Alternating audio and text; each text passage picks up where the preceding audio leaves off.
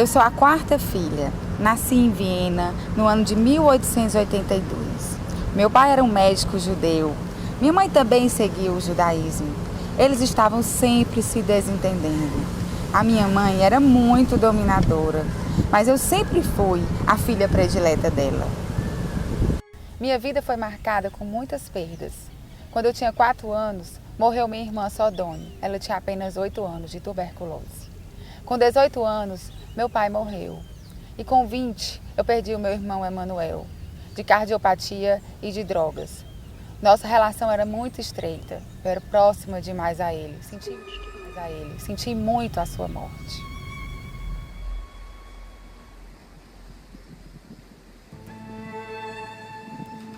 Bem, ele era um pai substituto, um companheiro confidente.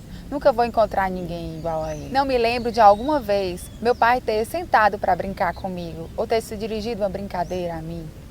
Era notória a preferência dele pela minha irmã.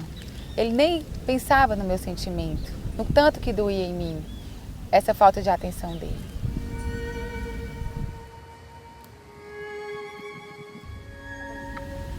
Eu tive que ser muito autoconfiante para enfrentar as dificuldades que enfrentei. Sonhava em estudar medicina, em psiquiatria, me dediquei muito aos estudos, mas infelizmente por questões financeiras não prossegui. Me casei muito cedo, aos 21 anos, com meu primo de 2º grau, Arthur Klein. Ele era muito amigo do meu irmão Emanuel, tinha um caráter sombrio e tirânico. A lua de mel foi um choque para mim. Me questionei se tinha que ser assim a maternidade, começar essa repugnância. Em 1904, nasceu minha primeira filha, Melita. Me lancei no máximo no meu papel de mãe para cuidar dela, mesmo sabendo que eu não estava feliz. Em 1907, nasceu o meu 2º filho, Hans. A minha gravidez foi toda marcada pela depressão. Daí então, me aproximei da família do meu marido, mas tive que me afastar para repousar pela depressão. Foi então que a minha mãe assumiu a minha casa. Ela era autoritária, me fazia se sentir péssima, me fazia assim, me sentir doente, depressiva.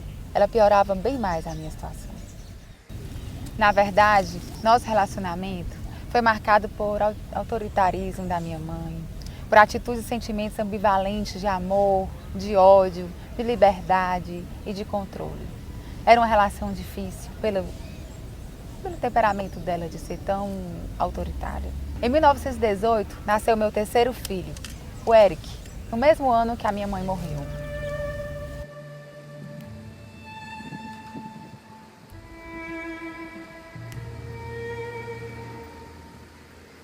Depois disso, aos 32 anos, conheci a psicanálise. Comecei a ser analisada por Firenze. Mas depois, busquei meu crescimento e cura pessoal nos escritos de Freud. No ano seguinte, apresentei meu primeiro artigo sobre o relato da análise de uma criança na Sociedade Húngara de Psicanálise, que foi aceito e me permitiu ser aceita como membro. Na conferência que apresentei esse artigo, eu pude ver pessoalmente o Freud expondo suas ideias. Foi a análise do seu filho Eric, não foi? Nos primeiros trabalhos, você o chamava de Fritz, mas não teve como esconder. Seu objetivo era mostrar os resultados obtidos quando uma mãe cria o filho de acordo com conceitos psicanalíticos esclarecidos.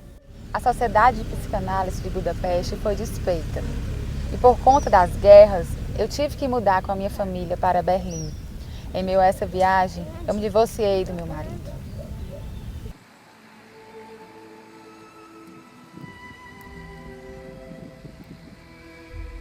Fiz análise com Karl Abraham, discípulo de Freud, e após a morte dele, fui analisada por Paine. Você acabou ficando exposta às críticas dos membros da Sociedade de Budapeste. Após a morte de Abraham, ele era tipo um protetor para você. Os membros eram contrários, sobretudo às suas ideias originais e ousadas relativas ao atendimento de crianças. Não foi um caminho fácil. Eu vi a psicanálise numa perspectiva pedagógica. Você mostrava-se determinada a explorar o inconsciente infantil. Introduzi uma modificação técnica essencial, substituindo a palavra associação livre pelo brincar, garantindo a maior proximidade possível entre a psicanálise de adulto e de crianças. A década de 30 me trouxe duas experiências devastadoras. A morte do meu segundo filho Hans ao escalar uma montanha e o desgaste definitivo do meu relacionamento com a minha primogênita Melita, que se tornara analista e também ingressara na sociedade britânica. A escola kleiniana expandiu conceitos freudianos e, em meio à turbulência da época, definiu um período de produção teórica exuberante. A década de 30 ficaria marcada pelo conceito de posição depressiva e a de 40 pela posição esquizoparanoide.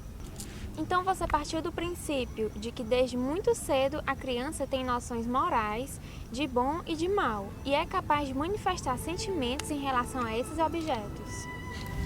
Ao longo de minhas obras, formulei uma teoria que possibilitou a compreensão da vida mental primitiva e abriu novos horizontes dentro do campo da psicanálise.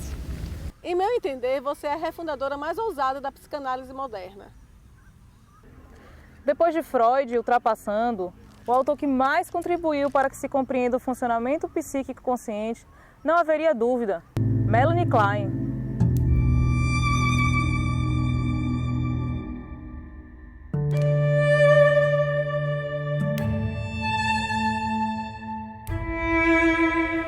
A estranheza das formações do inconsciente e das primeiras experiências desafia todas as medidas de bom senso.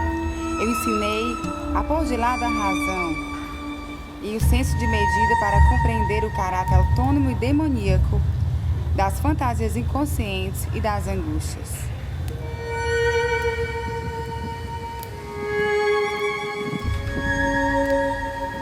The mother's descent stretched across the world.